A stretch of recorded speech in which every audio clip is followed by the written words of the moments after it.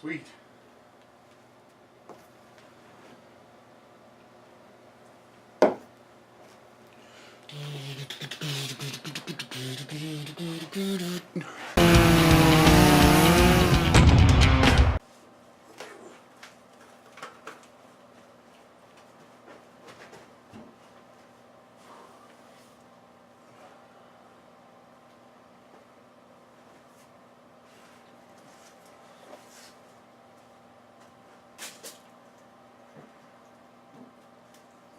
So there's the basic layout of the bed. We are just about ready to stain. Just got to do a little bit of, just a little bit more sanding to get all the marks I made when I was bashing it together. And I got to put the hardware on, and then I got to put some cross slats in to hold up my mattress. So, in order to fasten the bed on, I've gotten these things. They kind of just slip on in like that. And they're good, and I put all of the male ends on the side rails and this end on the head and footboard, and then so then side rail can just slide right in there. So we got 8 of them, so I got to put all 8 on there, and then once you do that, sometimes things are still a little bit tweaked because it is a frickin' tree, right? It's nothing straight on it. So after you got the placement proper, you unscrew it, you sand it down, and then you screw it back in, and then you see if it's square to the way you want it again. Because sometimes you'll put it in and your side rails are sitting straight, but your footboard's like 45 degrees, so you don't want that. Well, that's an exaggeration. You don't want that. So the way I do this is I put my clips on to here and here, because I did try and make it like like I think it was 14 inches or something in between, but it's always gonna be varied a little bit because it's wood, and it's not like a straight 2x4 or nothing, so you gotta adapt, right? You gotta make it the way that nature intended, I guess. So you put them on the side rail first, you measure the centers, try and get it in the same spot, because I made this distance and this distance about the same, right? So they match up, it looks good. So once you get that on, they might not be exactly the same, but they'll look close, and people will be like, that looks so good, and you'll be like, ah, it's off by a 1/4 inch, but people will be like, oh, don't be so hard on yourself. Carpenter, what can you say? So let's put this stuff on here. So because this is wood, and it's all teetery and not necessarily, that's actually pretty good. Anyway, what I usually do is I put it on a flat surface, and then I draw my center line for these in parallel with this. That way, if the thing is a little twisted either way, then it'll be fine in the end, right? Like, even though the piece of wood is all twisted and not straight, you're going to put your brackets on straight, and they're going to be straight on there, so it'll be straight in the end, and it'll fit properly. Hopefully.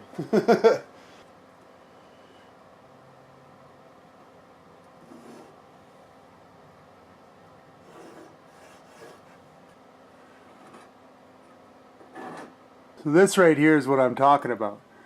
So you can see how this one pretty much goes right through the center of the tree, and it's kind of, the distance is pretty equal on both the upper. But on this one, you're catching like just the last third of this, and this, even though the line is parallel to the table. So you can't just draw a line in the center and just hope it'll all work out. So here's another good example of what I was talking about. You see how all these side rails are pretty much right in line with each other, and they're all good, and the holes are all straight. But when you go to move it, there's definitely a twist.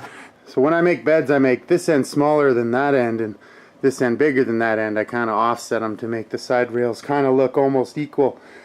So that's where that kind of happens, is this one's bigger, this one's smaller, and gets a little hook in it, and now it's like this. So what you got to do is you got to make the spindles equal to the table, and then draw your line off of there, and hopefully it'll be in a pretty good spot, And yeah, so it's probably going to be like halfway up.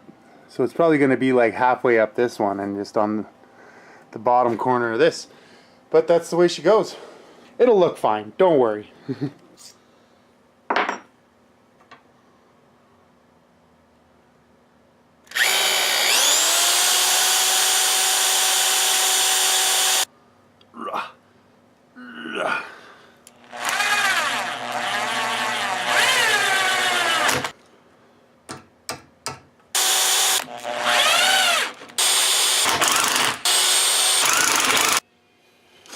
Okay, so on this one I made the centers at 4 inches and 14 inches for this one and this one. That's what it is all the way around the bed. So that's 10 inches in between, and these things just happen to be exactly 10 inches in between, which is weird, but whatever, that's just easier math.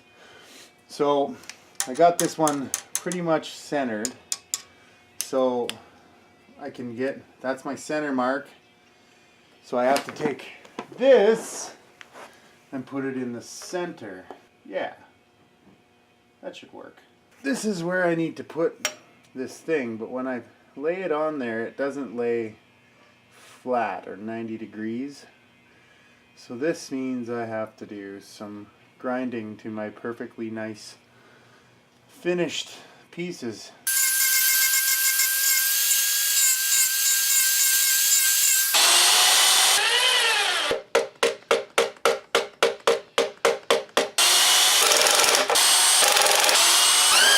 Here's the moment of truth. Stand this bad boy up. And get this one stood up. You want to be careful. Get them lined up.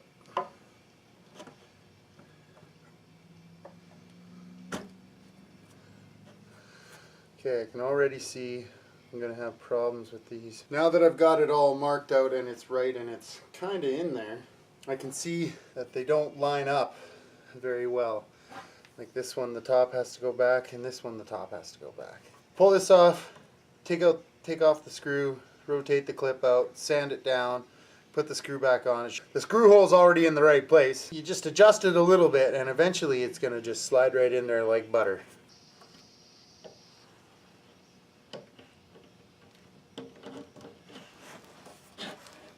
Ha, that's better.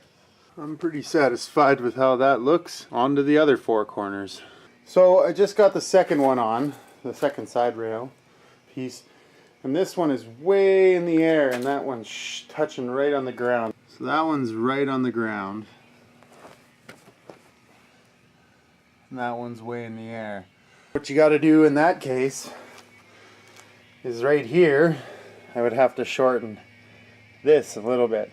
Take this off, take that off, cut this down, and then put it all back on and then try it again and it should be good, right? Right. That's a little bit better. Right, got her all together. This one was the last one I did and it worked on the first try. 1, 2, 3, 4. Now, something unique about my log beds is that they disassemble in like 5 minutes. I sold a bed to a guy a few years back and he said he had one that took them 2 hours to put together. Geez, I can't get this thing all in the same frame. I'm standing on top of the table up at the roof.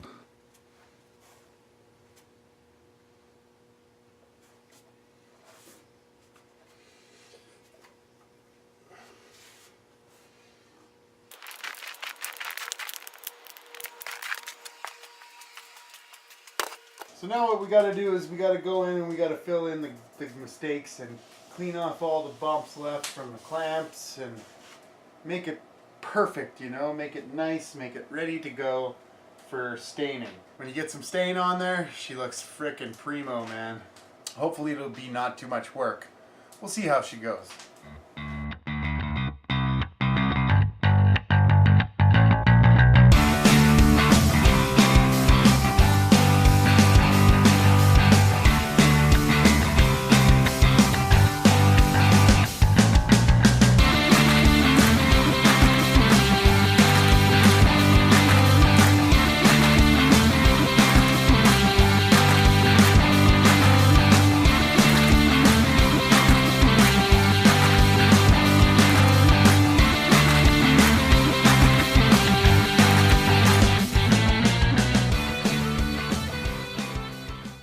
we had a little bit of problem in this corner where this whole chunk here kind of popped right out and everything, and it's kind of all rotten up in here. So yeah, I filled it with this filler fill stuff, and now I'm gonna grind it all nice and flat and take that off and make it nice, and then I'm going to paint it to make it look like these cracks, only lower.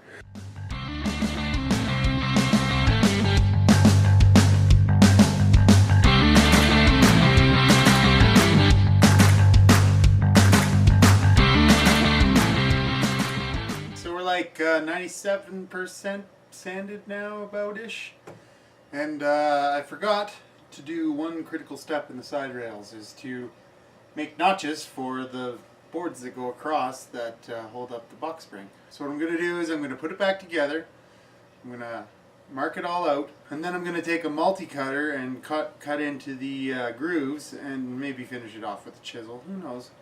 So the first thing I did is I found like a uniform measurement from the floor that works on all four corners.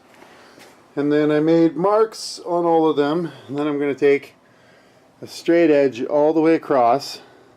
Then I'm going to measure in 3.5 inch spaces to fit a 2x4, and then I'm going to cut them out. So here we go, we got our marks. One way to get a straight line on a curved surface I found is to use an old credit card. And you just put it on there, bend it around the surface that you need, and draw yourself a line.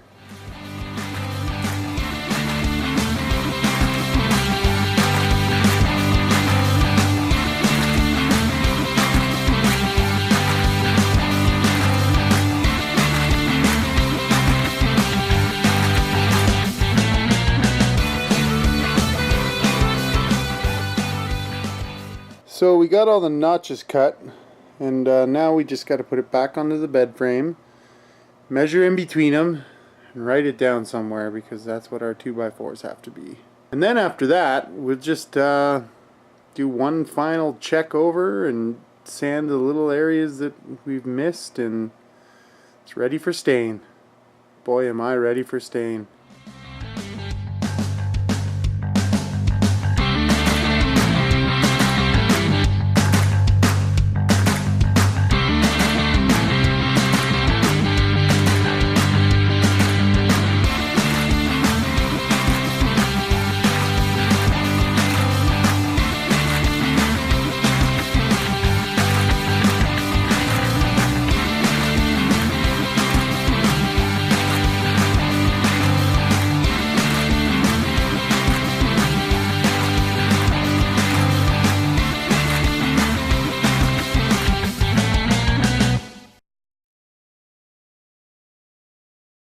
Okay, I'm going to start staining tonight, and my process is I just take a little handy dandy broken broom here and just go over the wood, trying not to scratch it with the, don't hit it with this part.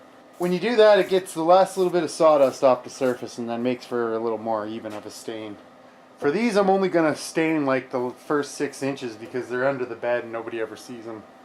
But for the rest of it, the whole thing's getting done. Alright, let's get to it!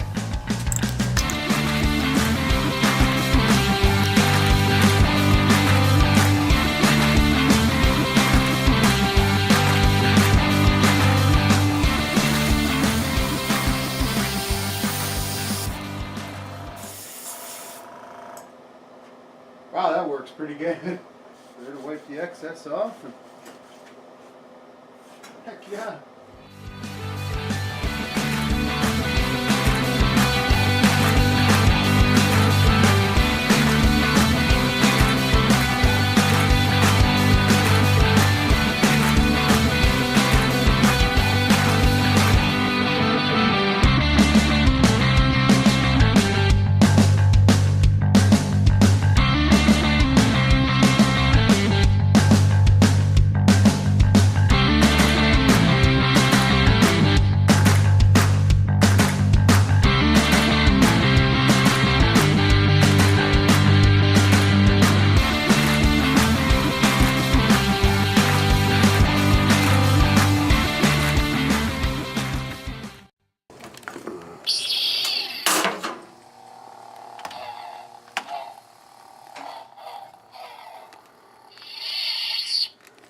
This is my Jalopy Together heater. I couldn't get the furnace to work properly, so we just hardwired the blower and hardwired the heat.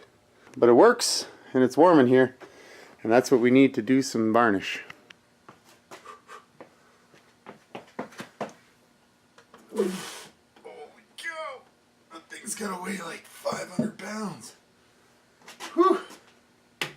So we're all laid out ready to stain. I'm just gonna push that down on that side, do the bottoms, let them dry, do the whole side that's facing up, then flip it over this way and do the whole side that's facing the other way. And for those ones, same thing, just do the one side, flip them over, do the other side. Okay, let's get to it.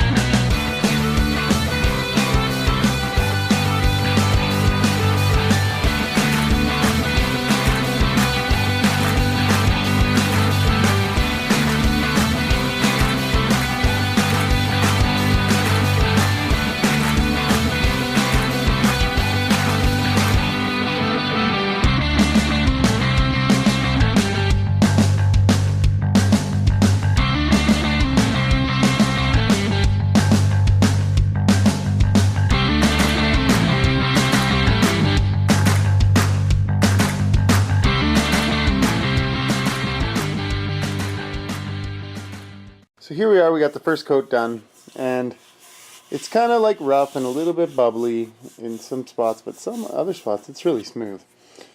So what you're supposed to do is you're supposed to take sandpaper and rough up that surface and do it again. So that's what I'm going to do right now. Just give her a light little sanding. You can feel the high spots getting taken away.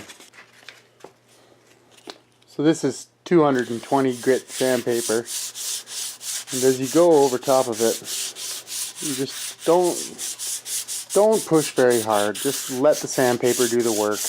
Don't go over any area too much. And once you're done, it kind of leaves this little bit of a dusty surface on it. So what I like to do is I just take my broom and brush it off. And you can actually see all the dust coming off. Once you've gotten that, you're ready for your next coat. So now I've got them all sanded once again for the last time. Thank goodness. I like to use a small brush because then it makes me only get a little bit on the brush, and then I can only use a little bit when I am putting the varnish on. Key to that is you want to use as little as possible with varnish. Just tiniest little layers, because it'll goober and bubble and run and create dirty pockets of crap all over your work, and you don't want that. So yeah, thin coats, that's what you want.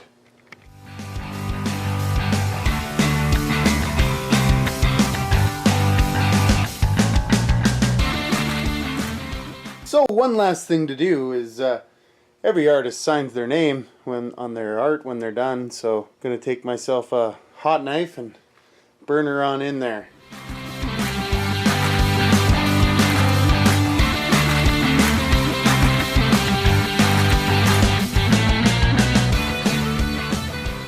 Well, there it is.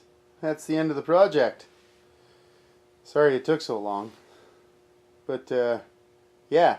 Stay tuned for glamour shots.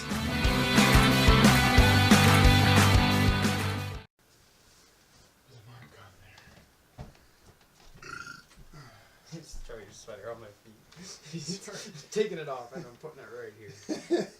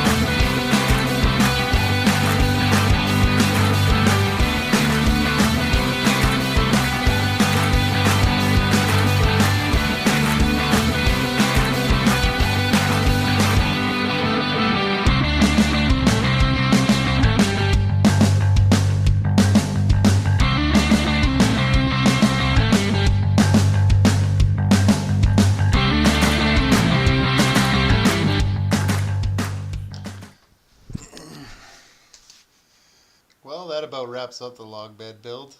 And we're on to other things now. It's been quite the build. I've had a lot of time to spend on this one. But yeah, like, share, comment, subscribe, do all that awesome stuff, and stay tuned for the next wacky build. Thanks for watching.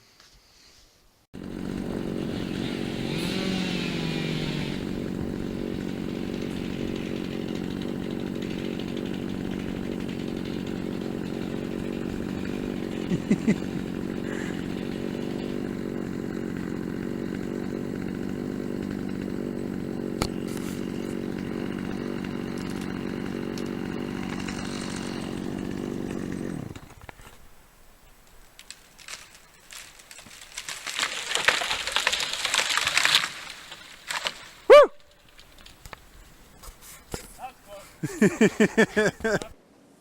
Ninja, what are you doing? Maybe I should speak before I check.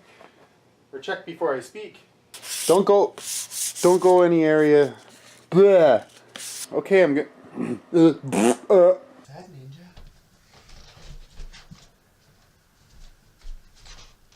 Okay, this video on making a coaster is over now. Oh wait, this is a log bed frame video. But right now, it is not. Urgh. There we go. But we'll see how... Ah, fail. Forgot this isn't the dollar store cheap stuff.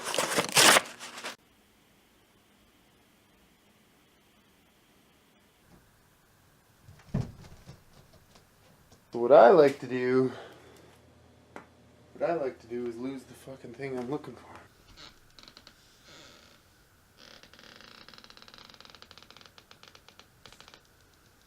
Give me a good shot, Ninja.